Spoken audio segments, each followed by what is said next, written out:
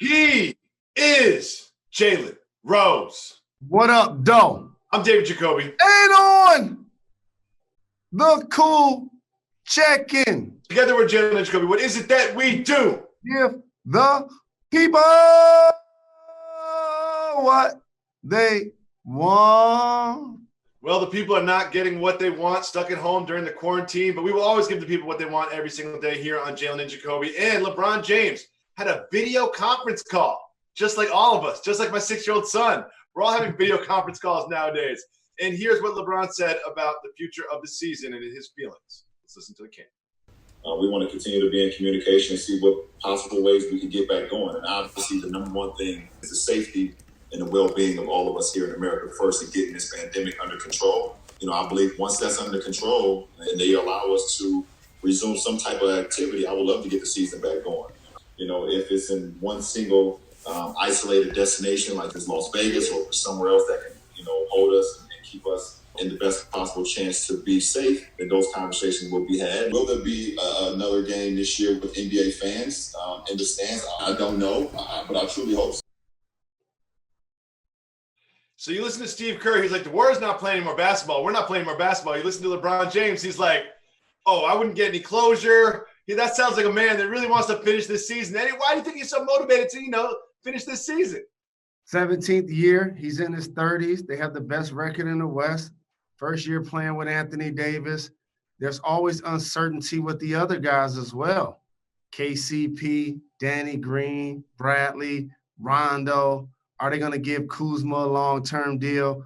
If you're LeBron James, you got to close the deal this season. And I believe if he doesn't win a championship in 2020, he will not win another. And that doesn't mean that he isn't going to play at an all-NBA level again. It means that the Clippers have ascended. The Bucks continue to ascend. The Warriors going to return to form next year. And the West always find ways to create challenges. So this is the Lakers' best chance to get it done. And LeBron James understands that sense of urgency.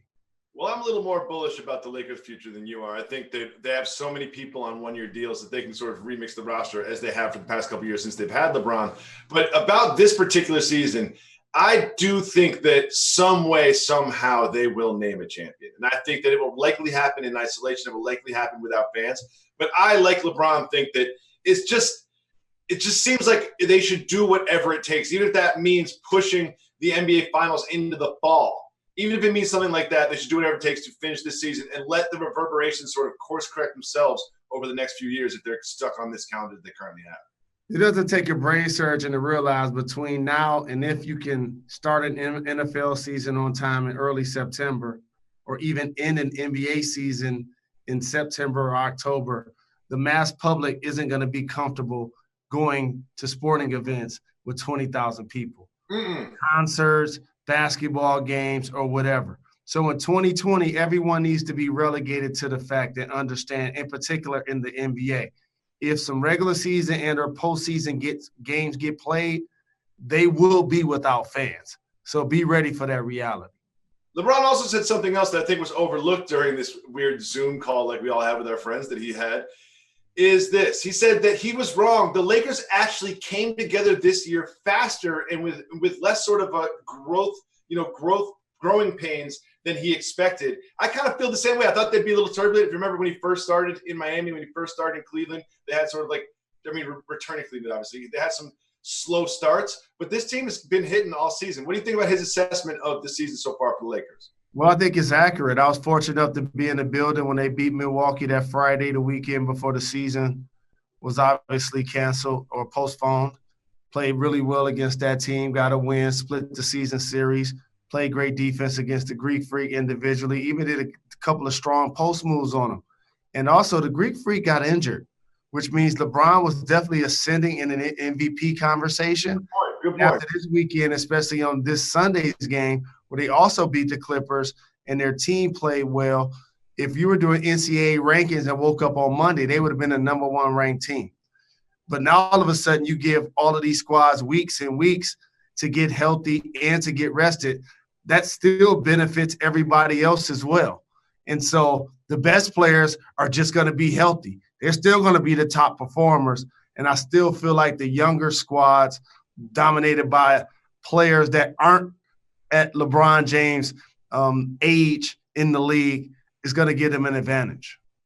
Well, I've got the Mavericks winning one of the next 4 titles. I'm telling. Remember where you heard it first. Are you extending it now? No, don't try to extend it. What did I say? What did I say? Don't try to slide that in. No, I did not extend that. Don't try to slide that in. Memory does not not within the next 2 years. I did not say that. Find the tape. Go ahead, find the tape. I did not say that. Anyone listens to the pod every day, tweet at us because I did not say that. That did not happen. So what does couple or few mean to you? Couple means 2. Few means 3. Handful means 5. I don't think there's a word for 4. Bunch is 6 or half dozen. Okay. Anybody listen to the pod, please settle the debate. I've got strong opinions about what a handful is always 5. It's 5. Several is always 7. They both have the 7 in. I've been thinking about this my entire life. Don't say few. Few means 3. Doesn't mean 4. It means 3. That's what it means. Please. Jalen, I have a feeling I know which way you're going to lean on this one, but it is time for soft move or boss move.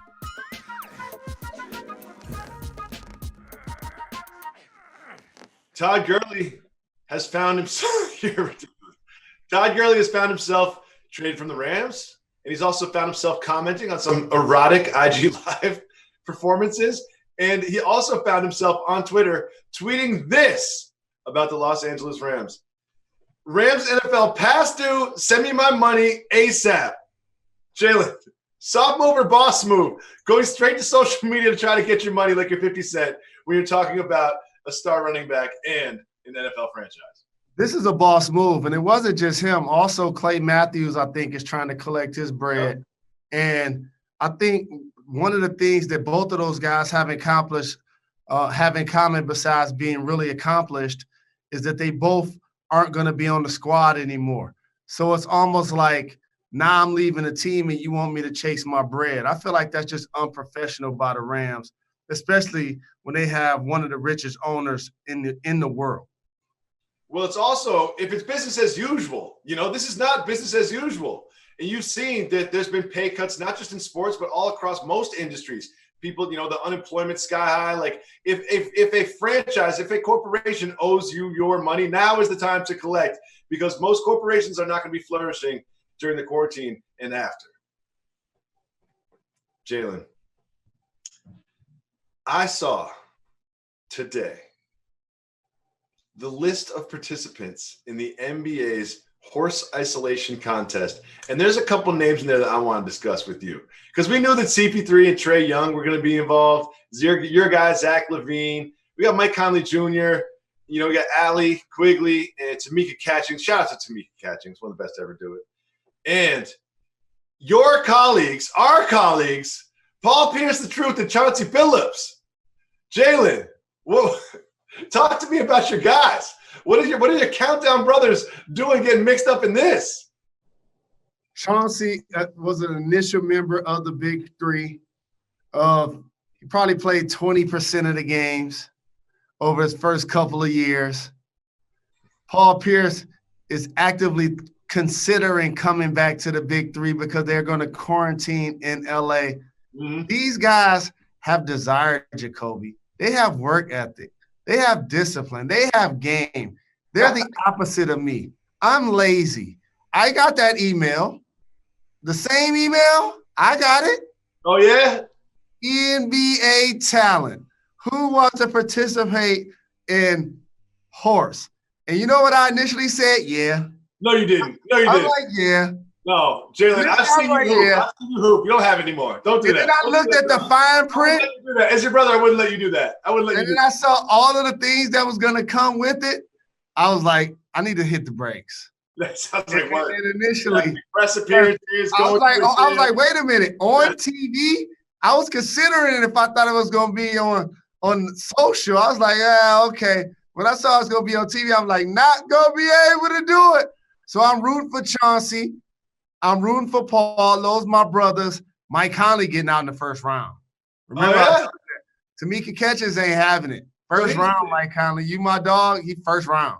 Jalen, you are one of the greatest NBA analysts, if not the greatest NBA analyst to ever do it. But when it comes to pickup, rec league, 21, horse, That's my territory. Because let me say this, if you're really trying to win a horse, you don't take trick shots. Like, if you're really trying to win, you just take a bunch of layups. You play a possession game. You know what I mean? That's how if you're really trying to win. It's annoying. It's not good for TV. But the best strategy is just to hit a bunch of 5-foot jump shots, knock them down, and pile up letters and everybody else, and don't let anybody else have the opportunity to score on you. That's how you win a horse for all of the people out there that really want to actually win a horse. Don't try to left hand behind the back, off the roof, off the wall, head butted in. That ain't going to work. Just take little easy, basic, fundamental shots. That's how you win a horse. You will. I was telling that to Paul Pierce. Mid-range. Yeah. There's a reason why it's the lost art. Post moves. Turn over both shoulders. Continue to make your pet shots. Yes. That's all you got to do. Yes. That's just how make you win your that pet horse. shots. You don't have to do trick shots under the leg, flip it over. Give people what they want by shooting half the court. Well, you're going to lose. You're not going to have possession. You can't win without possession. You can't win without the ball in your hands. Now, if all NBA players were eligible to play horse, I'm taking the Slim Reaper. We did this in 09 and 10, and he won. Yeah. If active players were doing it, I would take Curry over Kyrie in the finals. Who you got? You know who I got? I'm going with vets. I'm going with vets and boring players that are effective. I'm taking Kawhi. Do you know why? Because Kawhi doesn't have trick shots. He doesn't. He's never gone between the legs in his life. You know what I mean? He's never even windmill dunked in his life. Like, he is a machine, and you need that mechanical, strategic approach to win at horse. I'm taking Kawhi. I'm taking Vince Carter because he's old. You know what I mean? He's smart. He's not trying to be out here and put on a show for crowds. Put on shows for crowds for 2 decades. Like what you did there, sir. Shit. So I'm taking Vince Carter and Kawhi Leonard. Those are my two if I had to bet on 2 players active to play horse. Jalen, I'm so excited for that. I'm going to watch that one. The 2K thing I checked in on, I was like, all right, I'm good. I got kids chasing me around. They don't want to watch this. But the horse, I'm going to watch. And if you were in it, I would definitely watch. And I would not bet on you to succeed. It is now time. Be careful, because I know you're comfortable. You're at your home. We're not really on linear television right now, but this gets seen by a lot of people that work at our company. So be careful, because it is time for the Don't Get Fired topic of the day. And now, the Don't Get Fired topic of the day. Now, I'm going to start by saying I like Mike Leach. Mike Leach is an outside-the-box thinker. You know, Mike Leach is great for business. Our business gives great interviews. And I also don't think that Mike Leach had true negative intentions when he tweeted this, but man, did he make a mistake, because he had a tweet during the quarantine that we will not show that featured a woman, and it was an old picture of a woman tying a noose. And I believe the caption was some sort of joke about wives' plans for their husbands during quarantine or something of that nature. I found the image to be pretty repulsive, so I didn't do too much investigating about what the actual tweet was. But this obviously struck a chord with many people that found it offensive. So he was forced to apologize. And of course, his apology said, "I sincerely regret if my choice of images in my tweets were found offensive. I had no intention of offending anyone." Jalen, I don't know how in 2020 anyone could post a picture like this and not understand that it's going to be offensive to people. But what were your feelings when you saw this? What do you think about his apology? And in general, what do you think about the use of the image? So I'm one of those people that believe in second chances, third chances. Only those that are devilish judge you by your worst moment. And so I'm not going to do that to Mike Leach. But here's what I am going to do. Sometimes people get upset when people show that they may be racist, or they may be sexist, or they may have some behaviors of a bigot. My thing for a person like this is to allow them to keep talking. I'm not going to come on here and say he should even lose his job. But you know what I am going to say? He sent a message to all of the black players that he's coached in the past and the present. So therefore, if you're on their team, you have a choice to continue to play for this man or not play for this man. He's shown his true colors. And when somebody shows you who they are, you believe them. Jacoby. He's coached in the South at that for so very long. He understands the connotations of what he's doing as an adult, educated man that's in a position of leadership of a football program.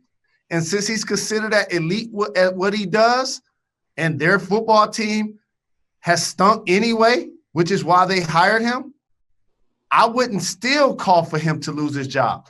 Let him keep speaking, because I want people like that to let me know where they're coming from, and that's exactly what he did. To me, I honestly think when he pushed send on that tweet, he did not mean to be racially insensitive. And that, to me, while it could be true, is also indicative of an ignorance, which is very troubling in the year 2020. Because if you truly do not understand how offensive the image of a noose is, especially in the hands of a white person in 2020, it tells me that you have a lot to learn about this culture and American history. And frankly, it's I'm going to give them the benefit of the doubt, but it is kind of hard to believe. I mean, it is a noose. Did you not consider that before you press send? I understand that you were trying to make what is a joke about relationships in quarantine, but there's no joke that involves the image of a noose that is funny, in my opinion, and I think a lot of people would agree with me. We're going to move on, Jalen, to Luka Doncic. And like you, Luka Doncic is not shaving his beard. Not because he doesn't know how to. I believe Luka Doncic knows how to. But he put this on Instagram, and he just wanted to know whether he should shave it or leave it. Jalen, you do not know how to shave your own beard. You've never taken a razor to your face in your entire life. Your barber has abandoned you. I know you texted to try to get your barber to come over, and he said not going to be able to do it, just like you so made famous. Shout out to Double X Posse. So, Jalen Rose, should Luka Doncic, like you, keep the ugly, long, scraggly beard? Keep it, because I've enjoyed over the past couple of decades the public appreciating me, making sure I was groomed, haircut, shaved, suited and brooded, flowers, brooches, tie pins, socks, shoes, hard bottoms, Pumas, it don't matter. But you know what I also appreciate? When people realize that this is truly a pandemic if I'm not getting a cut. And so I need to allow them to feel like, as we say, that I'm a man of the people and continue to give them what they want. And so I'm going to not get a cut because Andy Authentic abandoned me. Thank you. I was about to say, you don't act like you're doing this to like solidarity or some sort of. You're a martyr. Abandoned me because you can't do it. I'm going to allow it to happen. I'm just going to allow it to happen at this point. Let me see what the do-rag to. He's got a straight do-rag. Oh, no do-rag. Oh, okay. That's not bad. It doesn't look bad. You've been working the waves hard. I see you're still putting the effort. That's not bad. But yo, we could be here for months, man. At some point, I'm gonna come over there and cut your hair because I don't want to be. I gotta look at this every day. So when we go to ESPN, I'm gonna get a cut though. They ain't gonna let us go to ESPN. You know that. They're like, "Oh, sorry, unforeseen circumstances. We had no idea this pandemic was gonna hit. Anyway, we put you guys back at 2 a.m. on ESPN too." That's how it works. So Jalen, De'Aaron Fox went the absolute other way. See, he's like me. He wants to keep it high and tight during the quarantine. So that's what De'Aaron Fox looked like during the regular season. And most recently, De'Aaron Fox uploaded this. I think he's in a grocery store. Should be wearing a mask. But, Jay, what do you think about De'Aaron Fox cleaning it up? You know, I rep lefty number 5s, and every time he gets the basketball from end to end, especially in the open floor situation, Oh, yeah, he's out. A great athlete, and I enjoy continuing to watch him flourish. That was just smart. Because a lot of times when you're wearing that look, the fro look, the trife look, or whatever you call it in your region, you still need to go to the barber because he got to massage it for you and make you look right. And if you don't have that person to do that, it probably look a lot rougher without that support. Well, you know, I haven't been shaving. I usually shave every day, but during the pandemic, I haven't been shaving that much. And when my beard got a little longer, I felt like I was getting coronavirus in the beard. You know what I mean? I feel like he probably felt the same way about the fro. He's like, I just feel like this is picking up a lot a lot of Roni is getting stuck in here. Let me just shave this down. I'm not kidding. Like when I had a longer beard, they said don't touch your face. First of all, you have a beard, you're always touching your face, especially when I used to have one. Second of all, I just felt like I was taking the coronavirus and just putting it on my face. It was getting Velcro stuck there. None of that is back. No, you be putting the coronavirus on your face in another 5 minutes when you leave this show and you go out there and play with those 10 kids. Oh, yeah. My kids were licking each other yesterday. I'm like, this is not social distancing, guys. I was like, no, let's not play a game where we lick each other. We're not doing that. Not in today's day and age.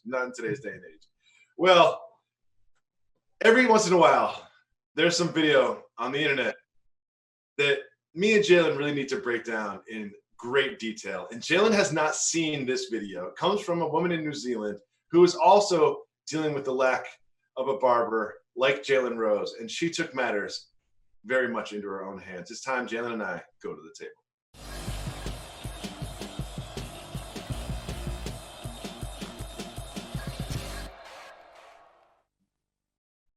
Jalen, your barber stopped returning your texts, refuses to cut your hair. This woman in New Zealand was having a similar problem, and let's just see how she dealt with it. I can't wait to see you see this. Don't have any scissors though, so I've got this knife. I guess we'll just get to it. I've tied it off. No.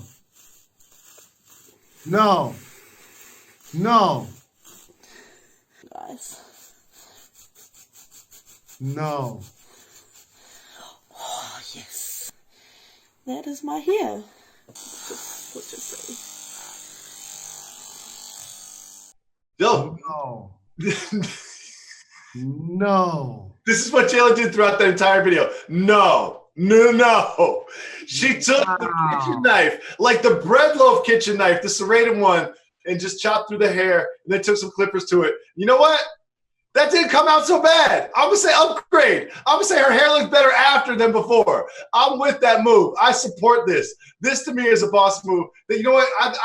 They should retire scissors. Everyone should just cut their hair with kitchen knives moving forward. I think this is a soft move because so many people are spending so much money for hair that looks like that, this texture that way, that has that length. It's been an industry for decades, and you give it away for free? Now, if you're going to cut it off, let's figure a plan to sell it or something. How about that, Jacoby? It's a pandemic right now. If you owe somebody money, don't pay them. Okay? If you owe rent, don't pay it because everybody else not doing it. Same with hair. Not going to be able to do it. Don't do that. The only time that happens is in mafia movies. The last time I saw that happen was in New Jack City when Nino cut off the dude's ponytail. You can't be doing that.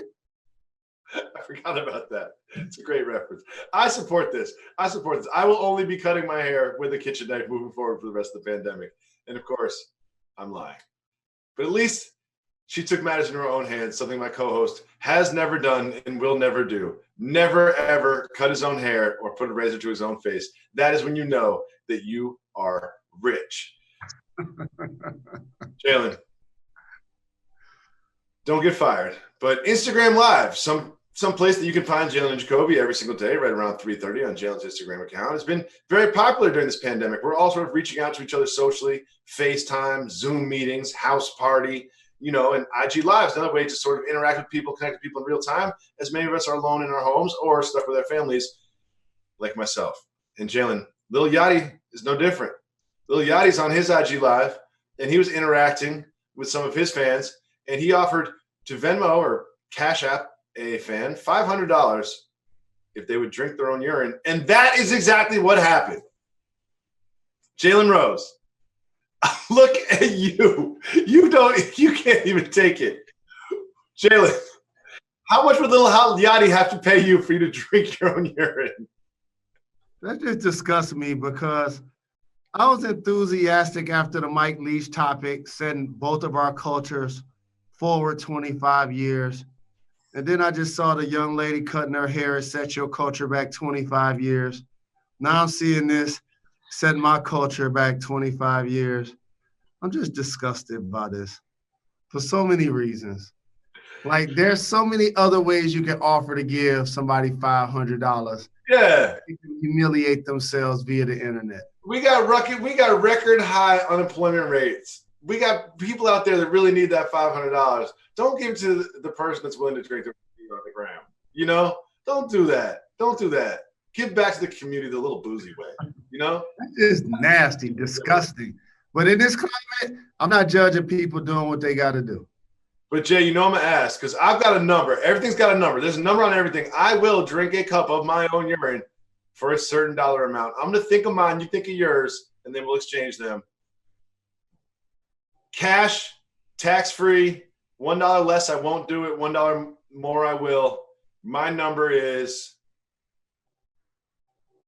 $15,000. Oh, we're gonna arrange for that. I might have that in my pocket. No problem. I'll do that. No problem. I got that. I might have that in my pocket. Why do you have so much cash? You can't even go to a store. I might have that in my pocket. You can't even spend that. Why do you have so much money, Jalen? You are so weird. We're gonna arrange for this. Why do you have so much money? You can't even spend that. What are you going to Target? Spend $200? Let me tell you something. How many rolls of toilet paper are you buying? Let me tell you something. People across the country are stocking up on paper towel and toilet paper, going to the supermarket, stocking up on fruit and vegetables. You know what I'm stocking up on? Cabbage. That's what I'm stocking up on. Cabbage. You're going to be wiping your butt with those when you run out of toilet paper. It's paper. No doubt about it. We're all very excited about The Last Dance, the documentary about Michael, Air, Jeffrey, Jordan. And I also want to announce Jalen Jacoby After Show, The Last Dance, which is a special podcast series hosted by myself and Jalen Rose. We'll be joined by the director of the film, Jason Hare, and there'll be one episode of that podcast for every episode of The Last Dance. And until The Last Dance debuts on the 19th, we'll be giving you a countdown. It's time for Jalen Jacoby's The Last Dance countdown.